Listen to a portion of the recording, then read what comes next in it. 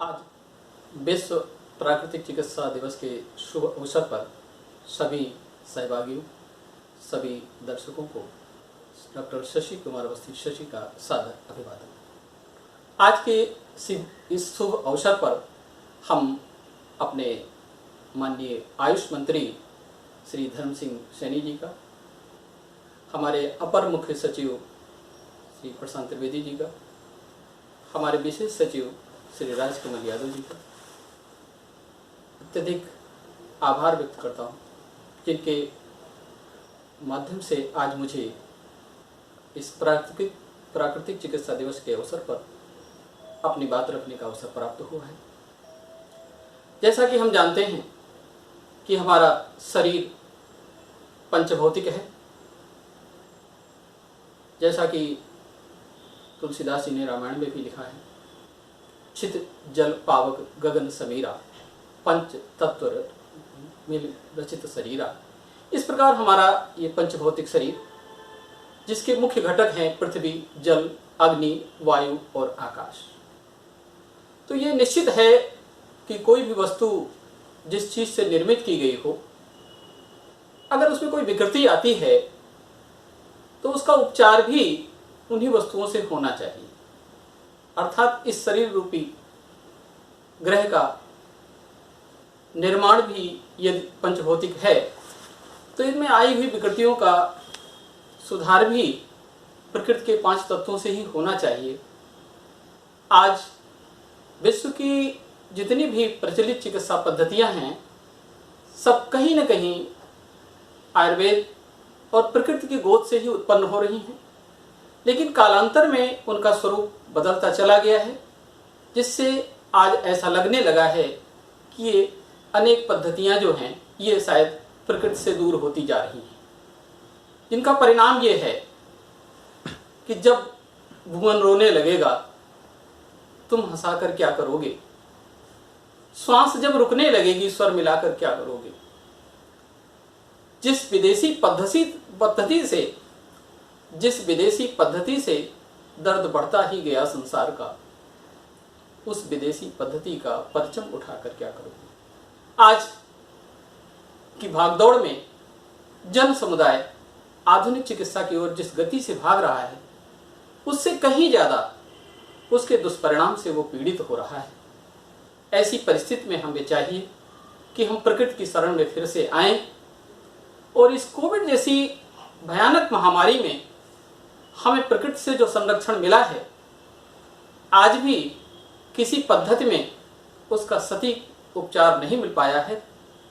सटीक उपचार न मिलने से अनेक लोग काल के ग्रास में चले गए हैं, लेकिन जिन्होंने प्रकृति का सहारा लिया है, प्राकृतिक औषधियों का काढ़ा बनाकर सेवन किया है, प्रकृति के संरक्षण में अपने आप को डाल दिया है, वो आज भी पूरी तरह से स्वस्थ हैं। इसलिए इसका एकमात्र विकल्प है योग एवं प्राकृतिक चिकित्सा, जिसमें कि स्वयं को स्वस्थ रखने की अनेक व्यवस्थाएं विद्यमान हैं, जिसके कारण हम अपने आप को सुदृढ़ और स्वस्थ बना सकते हैं। जैसा कि हम जानते हैं कि अनेक व्याधियों में, विशेषकर चर्म रोग में मिट्टी का लेप या मृदा चिकित्सा, अनेक उदर विकारों में जल चिकित्सा, अनेक पैतृक विकारों में जल का प्रयोग, सूर्य चिकित्सा, इस प्रकार जो प्रकृति की देन है उसका उपयोग करके हम अपने आप को पूरी तरह से स्वस्थ बनाए रख सकते हैं। जो न हमको चाहिए था वो ही हम सब कर रहे हैं। आज परिणाम क्या है? हमें जितना अधिक से अधिक मदद प्रकृति की लेनी चाहिए थी, हम सब अपने रहन सहन के कारण प्रकृति से उतना दूर हो गए। तो उसका परिणाम ये है कि जो न हमको चाहिए था वो ही हम सब कर रहे हैं। परिणाम उसका है यही, बेमौत भी हम मर रहे हैं। दुर्भाग्य इससे भी अधिक अब और क्या होगा शशि, घर संजीवनी को भेज घर संख्या से भर रहे हैं। हमारे जो जड़ी बूटियों का निर्यात है और एलोपैथिक औषधियों का आयात है, वो हमारा दुर्भाग्य है कि हम अपने देश से उत्तम किस्म की अच्छी जड़ी बूटियों को बाहर भेज देते हैं और वहाँ से उसके बदले में आधुनिक औषधियों को खरीद लेते हैं, जिनके दुष्परिणाम से हम अनेक व्याधियों से ग्रस्त हो जाते हैं। जैसा कि एक महान वैज्ञानिक फ्रायड ने लिखा है कि आज तक विश्व की विभिन्न आपदाओं ने उतने लोगों को नहीं मारा होगा जितना कि आधुनिक चिकित्सा पद्धति के दुष्परिणामों से हमें आघात पहुंचा है। इस प्रकार हम देखते हैं कि आधुनिक चिकित्सा पद्धति वैसे विशेष परिस्थिति में तो आवश्यक है, लेकिन जैसे ही हमें प्राणों की रक्षा हो जाए तो हमें अपनी प्राकृतिक चिकित्सा को पूरी तरह से अपनाना चाहिए और किसी भी रोग को समूल नष्ट करने के लिए हमें प्रकृति का सहारा ही लेना चाहिए, क्योंकि इस रोग प्रतिरोधक क्षमता हमारी प्रकृति के अधीन है। जब तक हम उसको विकसित नहीं करते हैं तब तक हमारी कोई भी व्याधि समूल रूप से नष्ट नहीं हो सकती है।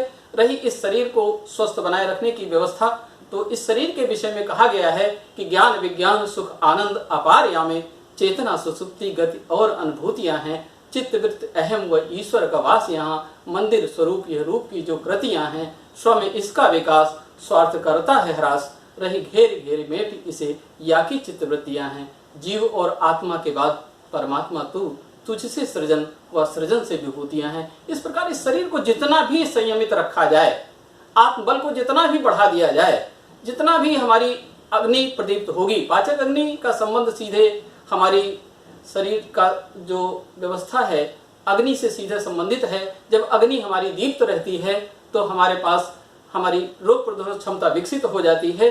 प्रबल अग्नि के कारण हम अनेक व्याधियों से मुक्त रह सकते हैं। अग्नि की रक्षा करना प्रकृति के अधीन है, इसलिए प्राकृतिक चिकित्सा निश्चित रूप से हमारे लिए उपयोगी है और हमें नियमबद्ध होकर अपनी प्राकृतिक चिकित्सा को अपनाना चाहिए, जिसमें कि विशेषकर पंच तत्व हैं, पृथ्वी, जल, अग्नि, वायु और आकाश। आकाश यहाँ सूक्ष्म तत्व है जिसको अदृश्य रूप में माना गया है, लेकिन अन्य तत्व जो दृश्यमान हैं उन पर भी हमें पूर्ण रूप से आश्रित होना चाहिए। प्रकृति के रूप में जो वनस्पतियां हैं हमारी, वो प्रकृति की अमूल्य धरोहर हैं, उनके माध्यम से हम अपने आप को स्वस्थ रख सकते हैं। इस प्रकार हम देखते हैं कि शरीर में कोई भी जब व्याधि आती है तो हमारी पाचक अग्नि पहले से मंद होने लगती है। जब मंदाग्नि उत्पन्न हो जाए तभी हमें उपवास के द्वारा या प्राकृतिक चिकित्सा के द्वारा या आहार द्रव्यों का सेवन करके हमें अपने आप को स्वस्थ बना लेना चाहिए। अधिक समय तक यदि मंदाग्नि बनी रहती है तो हमारे शरीर की रोग प्रतिरोधक क्षमता नष्ट होने लगती है, अनेक व्याधियों का आक्रमण हमारे शरीर पर होने लगता है। इसलिए स्वयं को स्वस्थ बनाए रखने के लिए अग्नि की रक्षा करनी चाहिए, जिसका कि हमारे आयुर्वेद में सीधा वर्णन किया गया है, जो कि बिल्कुल प्रकृति के अधीन है, जिसमें कहा भी गया है कि नित्यम हिताहार विहार सेवी समीक्षकारी विषय असक्ता दाता समासत्य परः क्षमावान आप्तो कुसेवी च भवत्य रोगः अर्थेषु लभ्येषु कृतिं प्रयत्नं कृतादरं नित्यमुपायवस्सु जितेन्द्रियं नानुपतन्ति रोगः तत्कालयुक्तं यदि नास्ति देवं कालो अनुकूलो विषये मनोज्ञः धर्म क्रिया कर्म सुखानुबंधी सत्वं विधेयं विसदा च बुद्धि भवन्त धीरस्य सदा सुखाय भवन्त धीरस्य सदा सुखाय। अर्थात जो आचार विचार संयम का पालन करता है वो स्वतः स्वस्थ रहता है, उसमें किसी प्रकार की औषधि की आवश्यकता नहीं पड़ती है। इसलिए हमें अपने आप को स्वस्थ बनाए रखना है तो प्रकृति के अधीन रहना है, प्रकृति के नियमों का पालन करना है, जिसके लिए यम नियम आसन प्राणायाम प्रत्याहार धारणा ध्यान समाधि ये अष्टावंगानी जो 8 योग के अंग हैं, इन्हें अष्टावंगानी कहा गया है। इन 8 अंगों का संबंध सीधे प्रकृति के अधीन है, तो प्रकृति के करीब रह करके हम स्वस्थ रह सकते हैं। हमें चाहिए कि हम प्राकृतिक चीजों का उपयोग करें। जैसे प्रातः काल उठकर आजकल हम ड्राई फ्रूट या फास्ट फूड लेने लगे हैं, तो हमें भीगे हुए अन्न या अंकुरित अन्न का सेवन करना चाहिए, पर्याप्त मात्रा में जल पीना चाहिए और आवश्यक होने पर हमें चिकित्सा के रूप में अगर हम अपनाएं तो प्राकृतिक औषधियों का सेवन करना चाहिए, जिसमें कि हमारी वनस्पतियां हमारे लिए अमूल्य धरोहर हैं। इनके सेवन से हम स्वतः स्वस्थ रह सकते हैं, अपने आप को सुदृढ़ बनाए रह सकते हैं।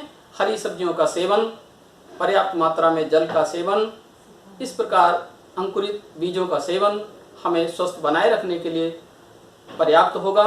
आवश्यकता पड़ने पर हमें ऋतु के अनुसार अपने आहार को बदलते रहना चाहिए, जिसके कारण हमारे शरीर को जो त्रयोदश सिद्धांत है, सम दोषा सम अग्नि सम धातु मलय क्रिया प्रसन्न आत्मेन्द्रिय मना स्वास्थ्य इति विधीयते, जो हमारे स्वास्थ्य की परिभाषा दी गई है, उसके लिए भी अगर देखा जाए तो हमें धातु वैषम्य से बचने के कारण ऋतु के विपरीत आहार से बचना चाहिए।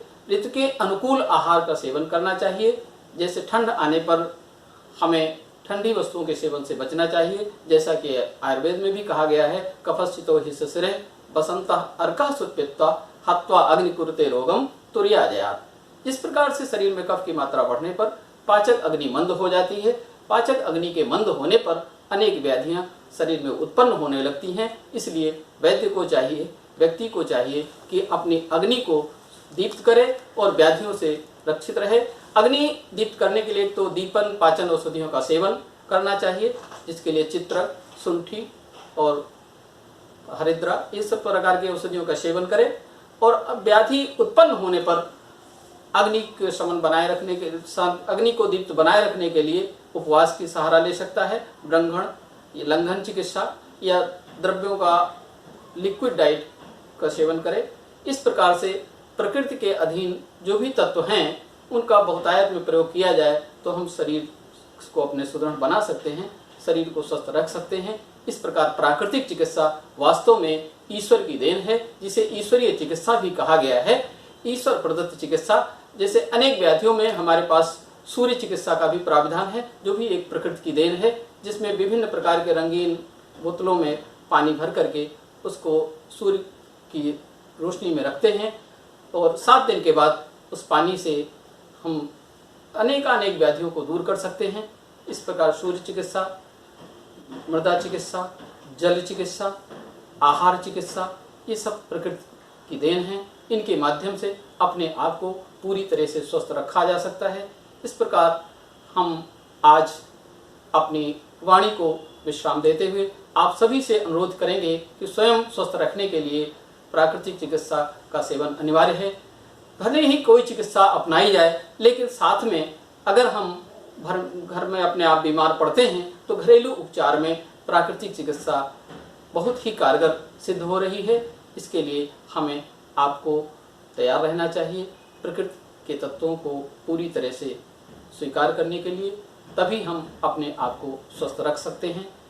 क्योंकि और साथ ही ये भी हमें अनावश्यक क्रोध, लोभ, मोह, ईर्ष्या आदि विकारों से भी बचना चाहिए। ये भी हमारी व्याधियों के कारण बनते हैं। क्रोध, लोभ, ये सब विकार उत्पन्न होते ही हमारी बुद्धि जो है अपना नियंत्रण खो देती है। बुद्धि के नियंत्रण खोने पर इंद्रिय विकार उत्पन्न हो जाते हैं।